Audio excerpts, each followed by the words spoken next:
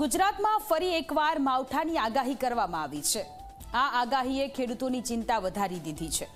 ખાસ કરીને દક્ષિણ ગુજરાતના ડાંગર ઉત્પાદક ખેડૂતો પોતાના પાકને બચાવવા માટે યુદ્ધના ધોરણે કામગીરીમાં જોડાયા છે। જુઓ દેશવાસીઓને પેટ ભરવા માટે ખેડૂતોની મહા મહેનતનો આ ખાસ અહેવાલ।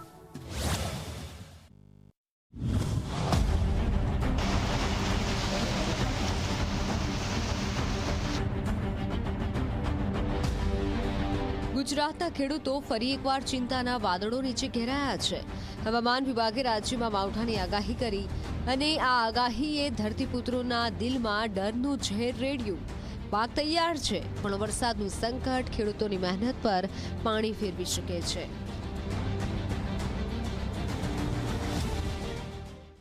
હવામાન વિભાગ દ્વારા સુરત સહિત દક્ષિણ ગુજરાતમાં માવઠાની આગાહી આપવામાં આવી છે, ત્યારે ખાસ કરીને દક્ષિણ ગુજરાતના જે ખેડૂતો છે તેમાં ચિંતાનું મોજું ફરી વળ્યું છે, કારણ કે ડાંગરનો પાક તૈયાર થઈ ગયો છે અને જે રીતે આગાહી આપવામાં આવી છે, અગાઉ જે રીતે ડાંગરનો પાક કમોસમી વરસાદના કારણે પલળી ગયો હતો, જેને કારણે ખેડૂતોને કરોડો રૂપિયાનું નુકસાન જવા પામ્યું હતું। ત્યારે ફરીથી નુકસાન ન જાય તે માટે ખેડૂતો દ્વારા તાબડતોડ પોતાનો જે ડાંગર છે તે ડાંગરની કાપણી કરીને જે માલ છે તે માલ જહાંગીરપુરા જીનિંગ મિલ ખાતે લઈને આવી પહોંચ્યા છે। આપ જોઈ શકો છો હજારોની સંખ્યામાં જે ખેડૂતો છે તે જહાંગીરપુરા જીનિંગ મિલ ખાતે પહોંચ્યા છે।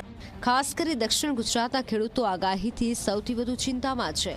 ડાંગરનો પાક હાલ લણણીના તબક્કે છે અને માવઠાનો ખતરો તેમની મહા મહેનતને બરબાદ કરી શકે છે। જહાંગીરપુરા જીનિંગ મિલની બહાર ખેડૂતોની લાંબી લાઈનો લાગી છે।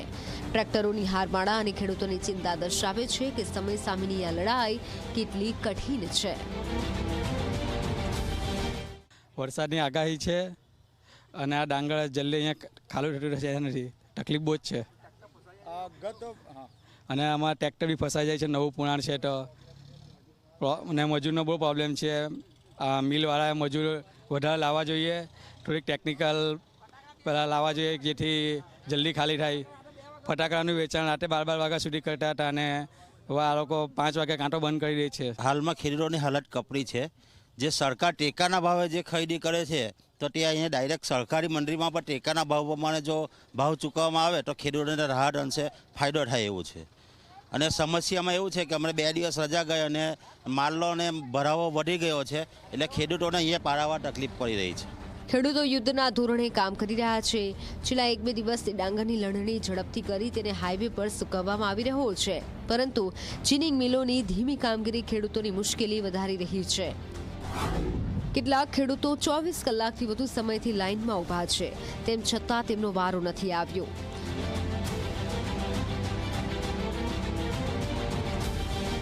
હાલમાં તો હવે જલ્દી માણસો ખાલી થઈ જાય ને ટ્રેક્ટર માણસ લાવીને તો સારું પડે, નહીં કે વરસાદની આગાહી વધારે છે।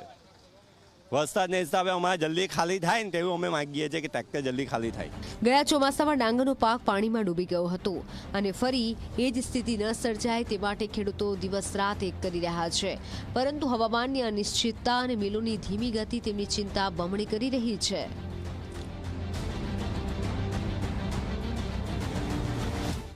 આગાહી છે, ખેડૂતોને તકલીફ પડે છે। આ બધો વરસાદને લીધે ડાંગરનો પાક ખેતરમાંથી પણ કાઢવાની તકલીફ ઘણી।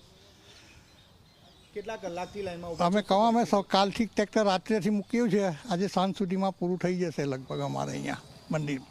ટેકાના ભાવે જે સરકાર જે ટેકાના ભાવ છે એ ભાવ પડવા જોઈએ। આ ટેકાના ભાવ મંત્રી પાડતી નથી, એમાં ખેડૂતને બહુ નુકસાન જાય છે। ને બીજું આ તમે જોઈ શકો છો કે આ કેટલી લાઈનો છે। હવે કાલના ટ્રેક્ટરો મોકલો આજે ગયા છે, ફટાકડા રાતના 12 વાગ્યા લગીને વેચે છે, તો ભાઠો રાતના 12 વાગ્યા લગીને લેવું જોઈએ ને, હું એવું કહેવા માંગુ છું। હવે અમે કાલે રાતના 1 વાગે રાતના ટ્રેક્ટર મૂકવા આવ્યા, રાતના 11 વાગે ટ્રેક્ટર ભરાયું, કારણ કે વરસાદની આગાહી ટીવી પર બધે અમે જોયું અને એને કારણે કે કાલ સુધીમાં વરસાદ પડવાની તૈયારી રાખે છે, તો અમારો માલ તૈયાર થયેલો પલળી નહીં જાય એટલા માટે રાતના અમે 11 વાગે ટ્રેક્ટર ભરાયું અને પછી 1 વાગે આ જીનમાં મૂકવા આવ્યો। હજુ સુધી અમારો નંબર લાગ્યો નથી। ગુજરાતના ખેડૂતો હવે સમય અને હવામાન સામે ઝઝૂમી રહ્યા છે।